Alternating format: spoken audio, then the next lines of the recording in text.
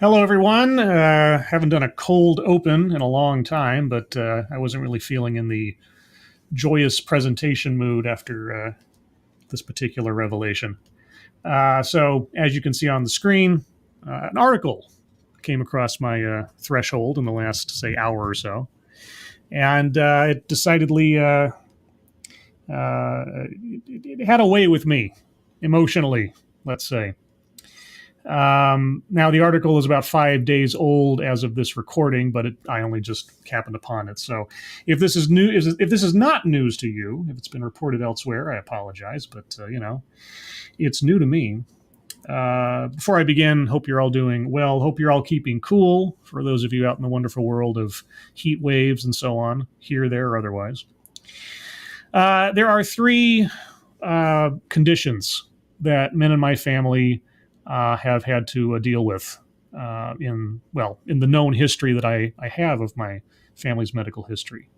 On my paternal side, heart disease.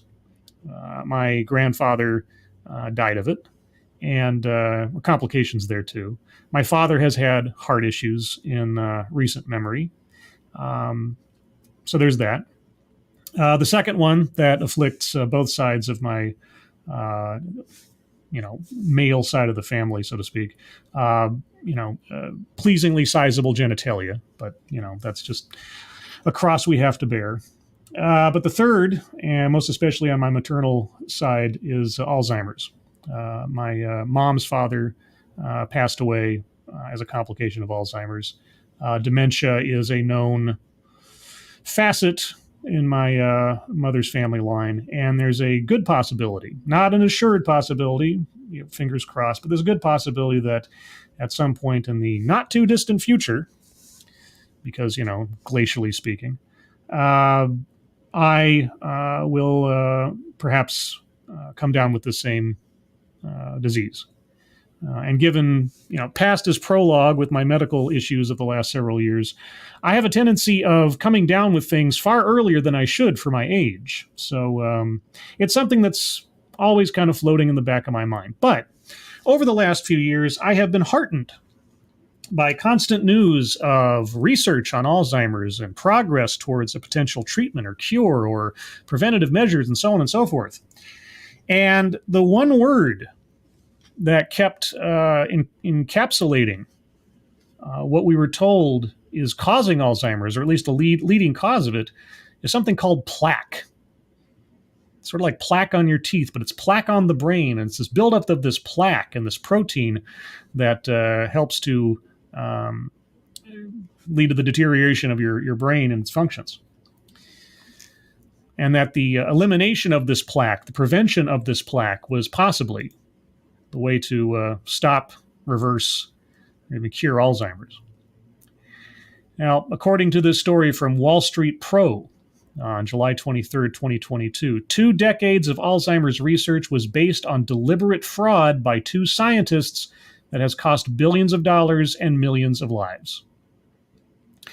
And over here, for some reason, Dog Cat Fox has his own Bitcoin, but I don't care right now. Last month, drug company Genentech reported on the first clinical trials of the drug crenezumab, a drug targeting amyloid proteins that form sticky plaques in the brains of Alzheimer's disease patients. The drug had been particularly effective in animal models, and the trial results were eagerly awaited as one of the most promising treatments in years. It did not work. Quote, crenezumab did not slow or prevent cognitive decline, unquote, in people with a predisposition towards Alzheimer's.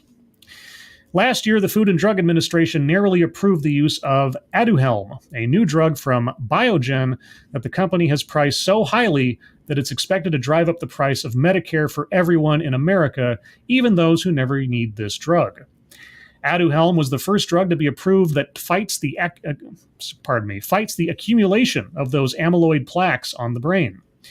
What makes the approval of the $56,000 a dose drug so controversial, aside from the price, is that while it does decrease plaques, it doesn't actually slow Alzheimer's. In fact, the clinical trials were suspended in 2019 after the treatment showed, quote, no clinical benefits, unquote, which did not keep Biogen from seeking the drug's approval or pricing it astronomically.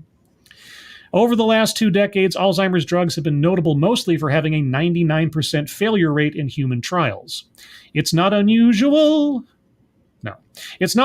for drugs that are effective in vitro and in animal models to turn out to be less than successful when used in humans, but Alzheimer's has a record that makes the I'm stumbling over myself a little bit because I'm really ticked off right now. That makes the batting average in other areas look like Hall of Fame material. And now we have a good idea of why, because it looks like the original paper that established the amyloid plaque model as the foundation of Alzheimer's research over the last 16 years might not just be wrong, but a deliberate fraud. Before I move on, I'll gather myself a second. Thank you, Snubbirth. I saw the title and did a double take. Prediction now is big pharma capitalism and some obscure ableism accusation. Well, you'll learn as I learn. Like I said, I went over a couple of the sections just for my own edification, but I haven't read the whole article yet, so let's go. Joshua Montgomery, $15,000 a dose. No, 56. $56,000 a dose for that Aduhelm. 56, not 15, $56,000. The suspicion that something was more than a little wrong with the model that is getting almost all of Alzheimer's research funding, $1.6 billion in the last year alone, began with a fight over the drug Simufilam. I'll get it right eventually. The drug was being pushed into trials by its manufacturer, Cassava Sciences, but a group of scientists who reviewed the drug maker's claims about Simulaflam, believed that it was exaggerating the potential. So they did what any reasonable person would do. They purchased short sell positions in Cassava Sciences stock, filed a letter with the FDA calling for a review before allowing the drug to go to trial, and hired an investigator to provide some support for this position. As Science reports, it was that investigator, Vanderbilt University neuroscientist and junior professor Matthew Schrag, who tipped over the whole apple cart to discover that it wasn't just that Cassava's drug was ineffective. There's good evidence that over the last 16 years, almost everyone had the wrong idea about the cause of Alzheimer's because of a fraud. In 2006, Nature published a paper titled, quote, "A specific amyloid..." I forget what that Greek letter is. Protein assembly in the brain impairs memory, unquote. Using a series of studies on mice, the paper concluded that, quote, memory deficits in middle-aged mice, unquote, were directly caused. I mean, directly caused? I'm editing the paper here. Were directed caused, says the paper, by accumulations of a soluble substance called A56. This was a specific form of a group known as toxic oligomers that had long been suspected as the possible precursors of amyloid plaques. The paper then went on to directly connect that condition to, quote, cognitive deficits associated with Alzheimer's disease, unquote, independently of other conditions affecting the aging brain. The study didn't come out of nowhere. It only seemed to confirm one of several hypotheses about Alzheimer's that had been circulating for many years by that point. After all, the brains of Alzheimer's patients do contain plaques that can sometimes seriously alter the structure of the brain. Those plaques do contain amyloids. It's not much of a stretch to suggest that those amyloids are a primary cause of the associated memory loss and dementia. Amyloids cause plaques, plaques cause damage, the damage causes Alzheimer's, QED. That 2006 paper was primarily authored by neuroscience professor Sylvian Lesnie and given more weight by the name of well-respected neuroscientist Karen Ash, both from the robust neuroscience research team at the University of Minnesota.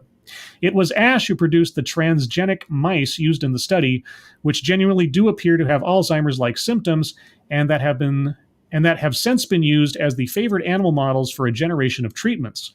On her website, Ash called the A56, quote, the first substance ever identified in brain tissue in Alzheimer's research that has been shown to cause memory impairment, unquote. The results of the study seem to demonstrate the amyloids to Alzheimer's pipeline with a clarity that even the most casual reader could understand, and it became one of, if not the most, influential papers in all of Alzheimer's research.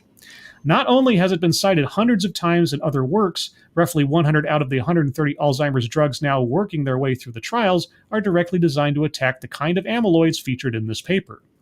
Both Ash and Lesney became neuroscience rock stars, the leaders of a wave based on their 2006 paper.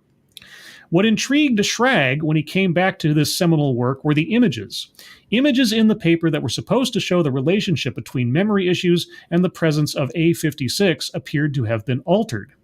Some of them appeared to have been pieced together from multiple images. Schrag shied away from actually accusing this foundational paper of being a fraud, but he definitely raised, quote, red flags, unquote. He raised those concerns, discreetly at first, in a letter sent directly to the National Institutes of Health. Only when that letter failed to generate a response did Schrag bring his suspicions to others. Now, Science, that's the journal, not Science the process, although I guess that also works, has concluded its own 6-month review, during which it consulted with image experts. What they found seems to confirm Schrag's suspicions. After reviewing the images, molecular biologist Elizabeth Bick said of the paper, quote, "The obtained experimental results might not have been the desired results, and that data may have been changed to better fit a hypothesis," unquote. Should this fraud turn out to be as extensive as it appears at first glance, the implications go well beyond just misdirecting tens of billions in funding and millions of hours of research over the last 2 decades. Since that 2006 publication, this is the part that pissed me off the most, the part that I didn't really occur to me until obviously I got to this. Since that 2006 publication, the presence or absence of this specific amyloid has often been treated as diagnostic of Alzheimer's, meaning that patients who die from Alzheimer's may have been misdiagnosed as having something else. Those who have dementia came from other causes. Do you mean those who? Okay. Sorry, I'm in relative control of myself, verbally, tone-wise, I think, but I'm really pissed off right now. Those whose dementia came from other causes may have falsely been dragged under the Alzheimer's umbrella. And every possible kind of study, whether it's as exotic as light therapy or long-running as nuns doing crossword puzzles, may have ultimately had results that were measured against a false yardstick. In the face of the potential fraud unearthed by Schrag, it's not as if the world has changed overnight. 4 months after Schrag submitted his concerns to the NIH turned around and awarded Lesney, remember Lesney is one of the authors of this paper, awarded Lesney a 5-year grant to study Alzheimer's. That grant was awarded by Austin Yang, program director at the NIH's National Institute on Aging. Yang also happens to be another of the co-authors on the 2006 paper. Science, the journal, has carefully detailed the work done in the analysis of the images. Other researchers, including a 2008 paper from Harvard, have noted that A56 is unstable and there seems to be no signs of this substance in human tissues, making its targeting literally worse than useless. However, Lesney claims to have a method for measuring A56 and other oligomers in brain cells that has served as the basis of a series of additional papers, all of which are now in doubt. There seems to be no doubt that oligomers may play a role in cognitive impairment. However, that role may not be nearly as direct or as significant as the 2006 paper and subsequent papers by Lesney have suggested. It's quite possible that the specific oligomer A56 may not even exist outside of Ash's transgenic mice. And it seems highly likely that for the last 16 years, most research on Alzheimer's and most new drugs entering trials have been based on a paper that, at best, modified the results of its findings to make them appear more conclusive, and at worst is an outright fraud. So, I don't dwell on the possibility of my acquiring Alzheimer's, or members of my family acquiring Alzheimer's, or just people that I know acquiring Alzheimer's. I don't try to dwell on it too much. Because in the back of my mind, no pun intended, I knew that work was being done. and advances were being made, and a drug was on the way, and that. Of course, every time that announcement was made about a drug, it kind of faded into the background after a while, and I just figured, it didn't work out. Well, now I know that for the majority of my adult life, it's all been for nothing, based on nothing.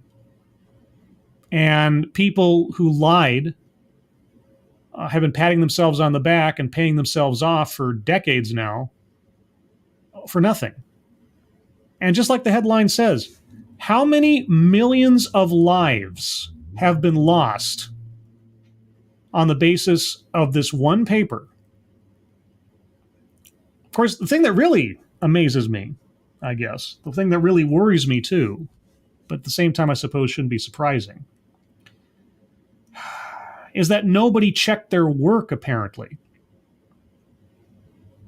I mean, this guy looked at the images in the paper, and that was the first red flag that something was off. Not even the data itself. The guy looked at the pictures cited in the publication and saw there was some photoshopping going on. And over the last 16 some odd years, nobody bothered to take a look at this thing with any kind of keen eye. The whole establishment of neuroscience didn't bother to take a look at this. Nobody said anything. Or if they did, nobody reported it.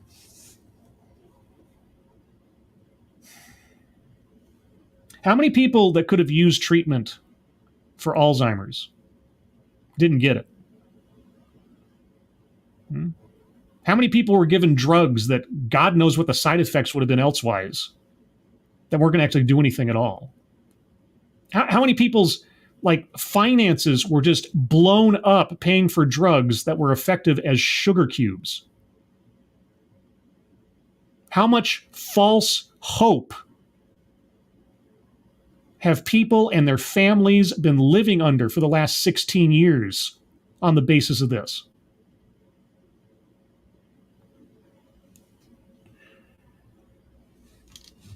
And then you have the people who've been honestly working, they weren't part of the original paper, right?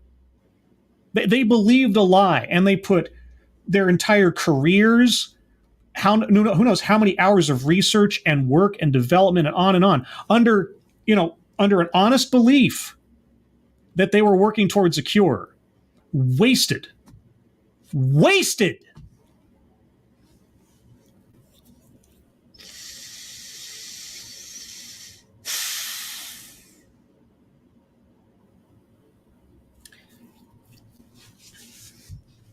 Yeah, I don't know.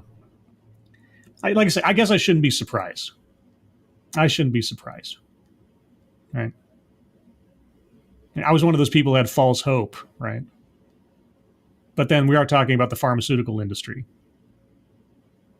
And they never like the pharmaceutical industry has never turned away a profitable lie until they get caught. But apparently, even after they get caught, they'll still give each other 5-year grants to study something that they were lying about the whole time anyway. Everybody involved in that paper, prosecuted sounds like such a mild term to be applied to the damage that those people have done. To globally, how much damage they've done. And they're still reaping benefits from it. So, yeah, that's all I had to say, more or less. I mean, the cost to me, in material sense, well, I could go back and try to count up how much money I've donated to Alzheimer's causes behind the scenes over the last several years, thinking that I was, helping along a potential cure. I mean, the damage to me in that sense is inconsequential.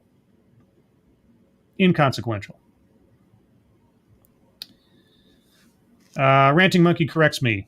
For the record, it's not just one paper, it's at least 10 concerning this AB 56. Okay. 10 papers just... Okay. The guy looked at the images. The guy looked at the visual aids and saw something was off.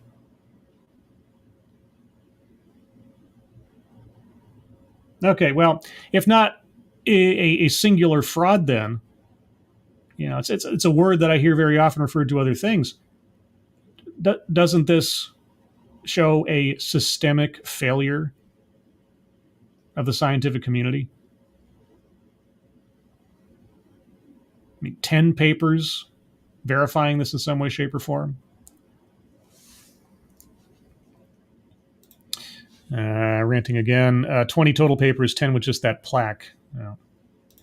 And ranting again. My friend, as bad as it is, this is a step in the right direction. They've been caught. No, I'm glad. Don't make me wrong. I'm glad that this revelation came to light.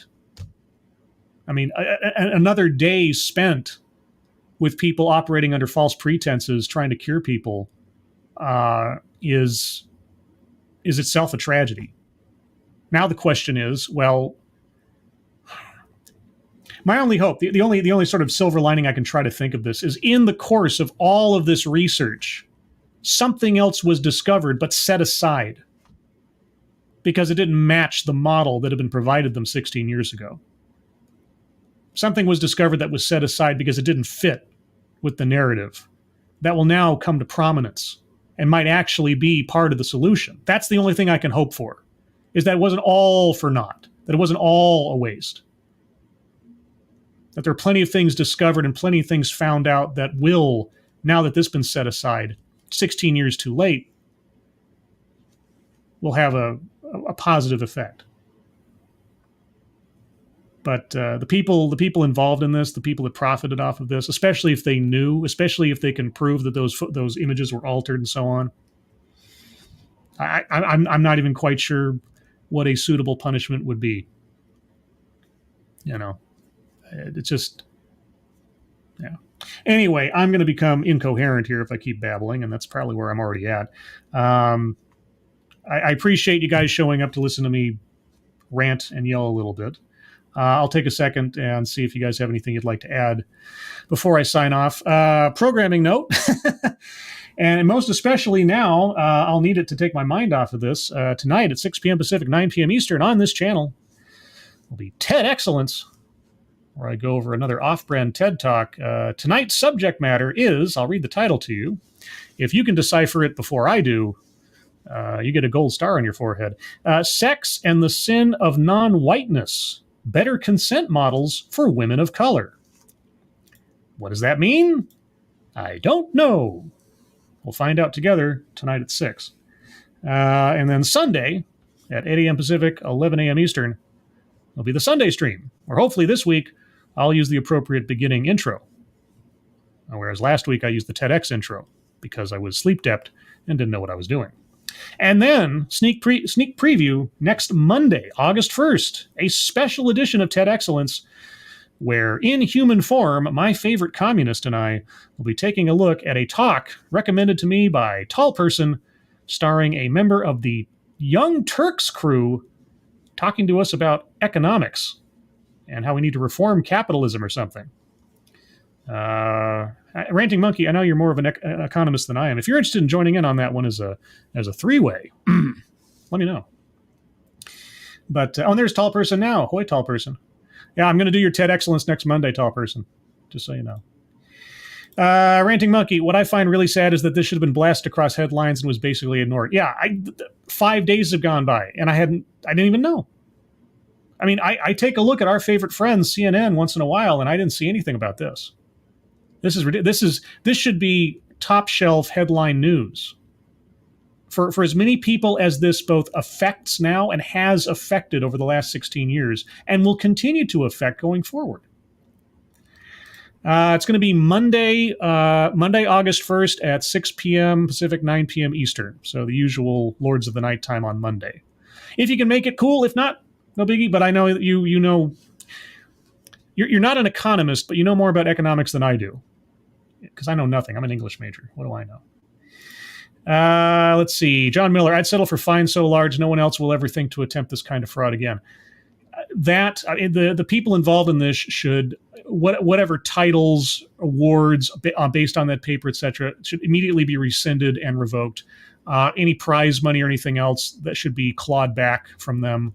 Any tenure they possess at any universities or any schools or any honorable degrees or whatever the heck else they've had over the last 16 years should be voided.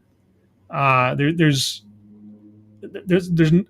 I can't imagine more you could do, or I should say there should be no limit as to what they should do to the reputation of the people behind this. Anything that they have profited from on the basis of this paper over the last 16 years should be nixed completely. Let's see. If I'm awake, sure. Remind me though. Yeah, no, I will. I'll give you a heads up midday and see if you're up and around. Emperor W.R. Costin, I just got here. I don't know what bad things were discussed, so I'll just blame Ranting Monkey. That's usually a good plan. That's usually a good plan. Let's see. Anything else from anybody else? Slovenly, I lost my grandfather to Alzheimer's 5 years ago. He was a brilliant man and a pillar of my life, and I lost so much with his passing. This is unforgivable. First off, I give you no empty condolences. My condolences for your loss. My grandfather died of Alzheimer's back in 1998. My grandfather was a brilliant guy. He worked for NASA. He worked on Apollo 11. He fought in World War II. He was a pilot. He was probably one of the most gentlemen. Gentlemen, two separate words, gentlemen and gentlemen, that I have ever known in my life.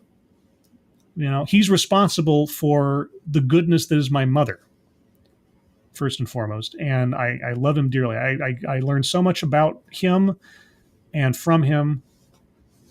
And when I was told by my mother, now remember, this is 98, 97, something like that. Actually, it might have been earlier. I take it back. It was late 90s. I was in my mid to late teens.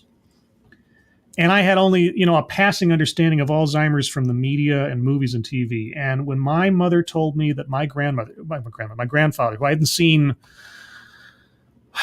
in the same room in maybe like a year or two by that point, when I was told that he had Alzheimer's and was suffering mid to late stages of it, and I was asked if I wanted to fly down with my mother to see him, I said no. Because even as cursory my knowledge was of Alzheimer's at the time, I didn't want to remember him as anybody other than the person I knew, because the stories I'd already heard through the grapevine about what had happened to him as a result of this disease told me that I would not know this person, and I didn't want to have a memory of someone destroyed like that.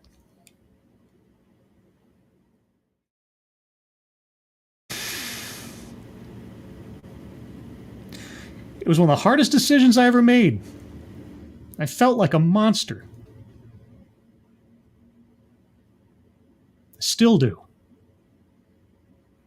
But I'd rather have a memory set in my mind forever long my mind is intact of the man that I knew he was and not whatever that disease turned him into.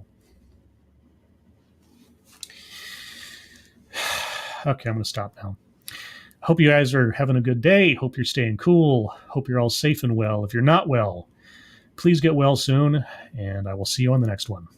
Take care. Bye-bye.